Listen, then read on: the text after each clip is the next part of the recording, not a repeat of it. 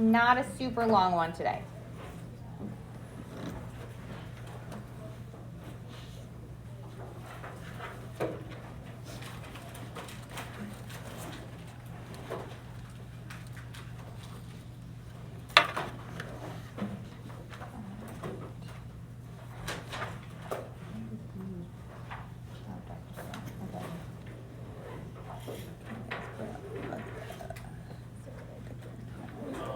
I remember turning this in, but did you give it back? I don't know that. Is it marked like missing in Skyward? I don't know. Usually I stamp them if I give them back. I will look in a minute. Oh, that's weird. I know I turned this in, but I don't know how I got it back. It could be that I gave it back, but I don't recall giving those ones back yet. So I'm also really bad at passing stuff back in the class. Thank you. What? Wait.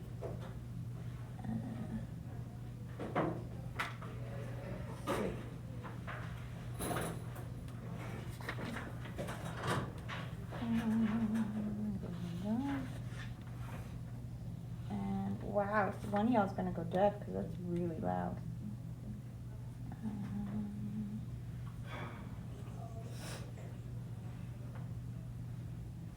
Oh.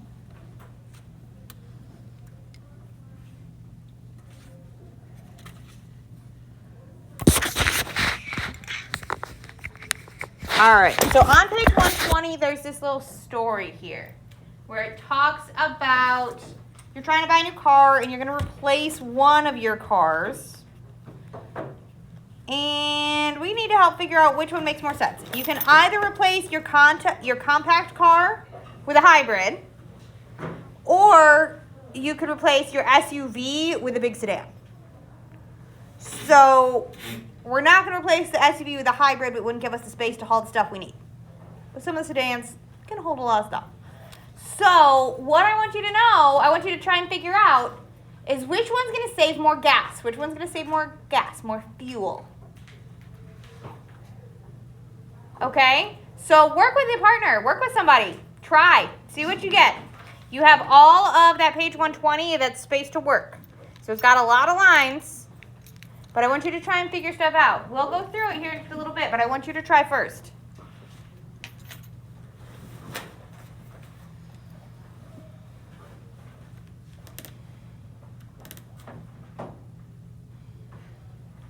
I have a little hint on the bottom if you're not sure where to go.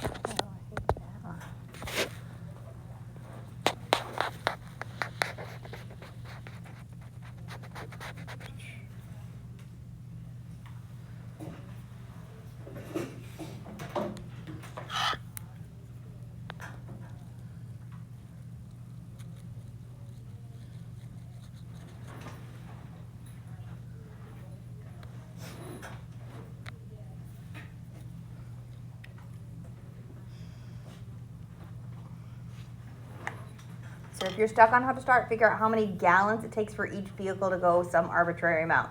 Like 100 miles might be an easy one to work with. See if you can figure out how much it costs, how much fuel it costs to go 100 miles.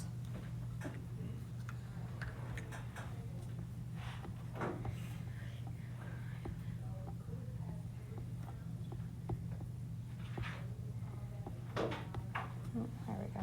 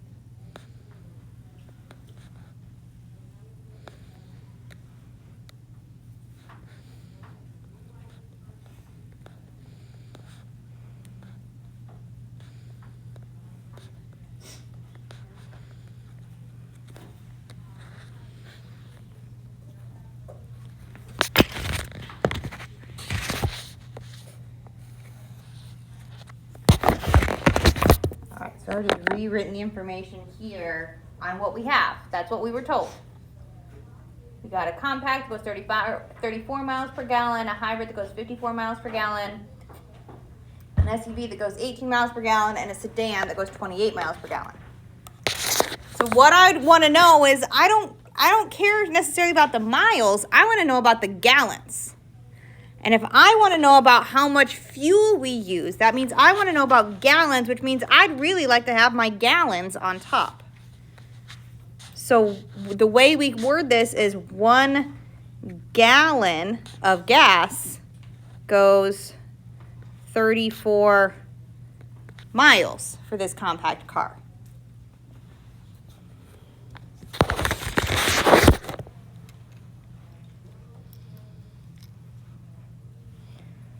So if I want to know how many gallons it takes to go 100 miles, here the word miles will cancel out, and we get 100 over 34, which we can type into a calculator. Gallons.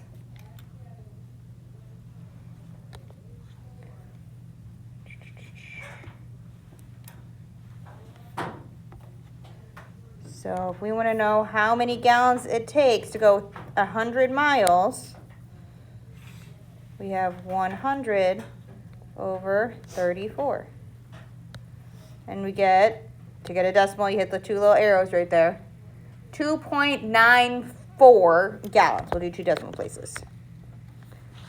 So for our compact, it takes 2.94 gallons. So the compact takes 2.94 gallons to go 100 miles. That kind of gives you a vibe to go with here. See if you can figure out how many gallons it takes to go 100 miles in the other 3 cars. And 3 more cars here. Very similar vibe.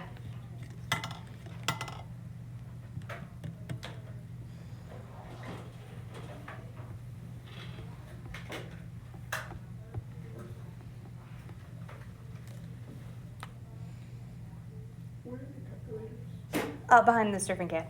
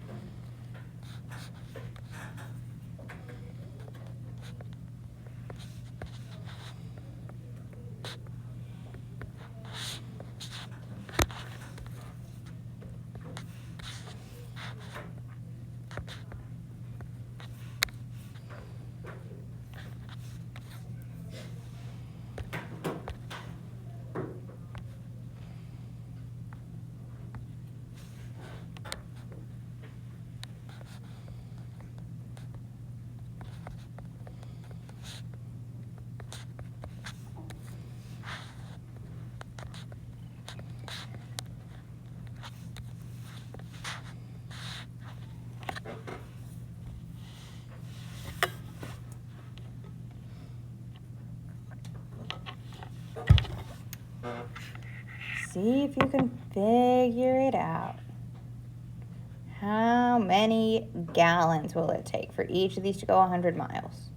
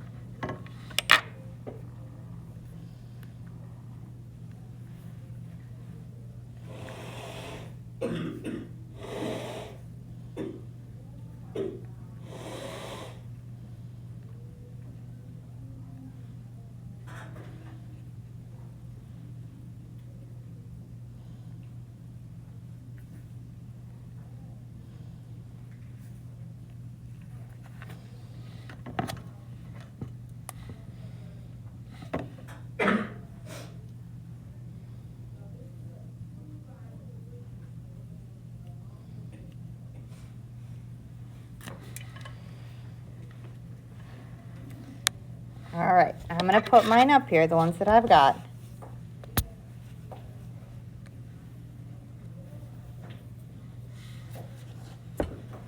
So we should have gotten values around here for our amount of gallons used. For all of these, what we did was we put gallons on top in our rate. We were given miles per gallon, and we wanted to know about the gallons, so I put gallons on top. So 1 gallon per 54 miles. I chose 100 miles. You could choose 1,000 miles. I just picked a number that was easy to work with because it makes it easier to see the difference if we go by the same unit on each of these. So So I did the same down here with my SUV and with my sedan. So then what we're asked to do is we're asked to see which of these has more difference. Which one makes a bigger change in the amount of gas you use. So over the course of 100 miles,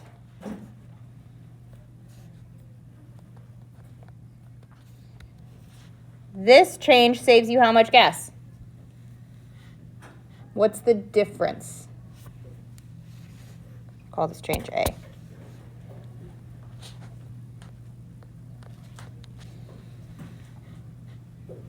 If I went from my compact car to my hybrid, how much gas would I save in 100 miles?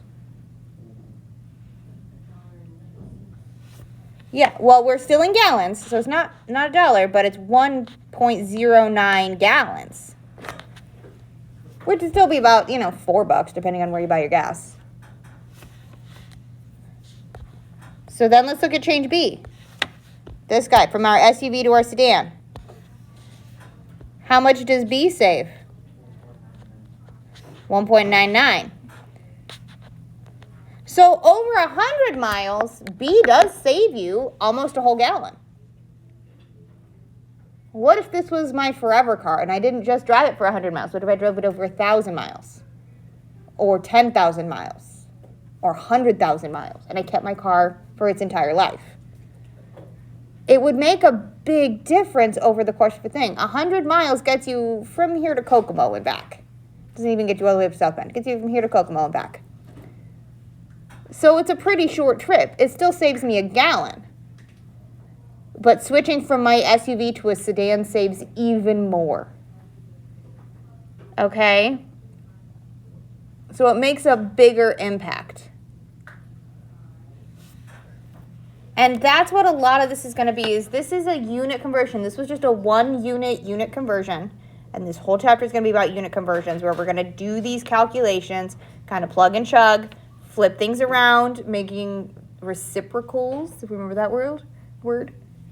18 miles per gallon is the same thing as 1 gallon per 18 miles. The decimals are different, but it's all about what we focus on. I wanted to know about gallons, so I put gallons on top. Okay? So these go through a lot of the pieces in here.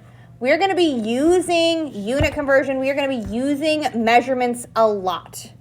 So tomorrow we're going to be using rulers to actually measure stuff, which means we're going to go and do like a 3rd grade activity right now, which is probably you haven't done since the last time you guys did this in like 3rd grade. If you turn, I think it's 2 pages. Oh, I think I put the page number on there. 122. We're going to look at an inch. This is a giant inch. And we're going to remember what the heck all these little tiny lines mean. Because we're going to need to measure stuff, which means we're going to need to have accurate measurements so that we can work with it. Because we have at least 3 activities in this chapter where we're going to need accurate measurements. Okay, one of them is going to be tomorrow, so this is why we're doing this today. So I want you to label all the fractions in an inch. These are the typical marks on a ruler. Like if you grab one of the rulers, some of them in the box have them, but some of them they got put away. Like if I zoom in on this 1 inch, it has all these lines. And if you want to look at them on a ruler, I think I may have taken them all out of the box because they were weird. I got them back here. Ruler. Some of them are colored, some of them are short. There's lots of choices. Okay? So we're going to label them. Some of them are really easy to see. Like this big old long one down here in the middle. What is this? 1/2 inch. That's our 1/2. The next shortest ones. What are these? Our quarters. So this is going to be our 1/4. And this is our 3/4. So like I said, this is not new stuff, but it's been a hot minute since we detail looked at a ruler. It's been a hot minute. So if that was a 1/4, the next one shorter is going to be what? If we're cutting the 1/4 in half. 1/8. So this is 1/8. This gives us our 2/8 here, which is our 1/4. So this one has two names. That's a bad 8. Here's our 3/8. This one is also 4/8. I should have put my quarters on here too, but I didn't. This is 2/4. Dude, that's so loud. Noah. It's so loud you can't even hear me. Okay, and you're going to continue like that. Just so that we're really clear, if this is 1/8 and I cut it in half, what is this little line in the middle? What unit's that going to be? 1/16. Okay, so this is 2/16, and this is 3/16. And I recommend filling the whole ruler in with whatever all the measurements are. I'm not going to look at it. If you are confident in your measuring abilities, you do you, rock on, rock star. Okay, but I know it's been a long time since we remembered what the tiny lines on the ruler even flipping mean, because they don't label them. So we're practicing with it because tomorrow we're going to be measuring stuff and using it to analyze things, which means we need to know how to measure. Okay? And the project, this chapter, is going to have measurements involved, where you're going to be measuring real life things to do stuff with them mathematically. Okay? So knowing how to measure is important. So I wanted us to not have to rush through naming all of these things. So I encourage you to write them all out. Or at least most of them out. We've got our 15/16 over here. So you don't have to hit every single one in every single number. But to remember that 8/16 is the same thing as, 2/4 as 1/2 is good for us to remember. Okay, so that's kind of the last bit for today. So I recommend you fill that in. We're going to use it tomorrow. But other than that, that's all we're doing today. We do have another homework today. Like I said, there's 3 homeworks this chapter, and they all hit in this first week. So here's homework number 2. And it's continuing to work with our change of units. Rate of change. How the speed changes, how many gallons did we use, how far did they go. Write it as a fraction, and then cancel some things out. So what you're going to do is work on that, finish filling in that ruler, and that is kind of it for today. But you have this time, you have 20 minutes where you can do homework 3-1 and homework 3-2. Because I know we talked almost to the end yesterday. So you got time in here to work on it, so you don't have to do it at home. Okie dokie, artichoke.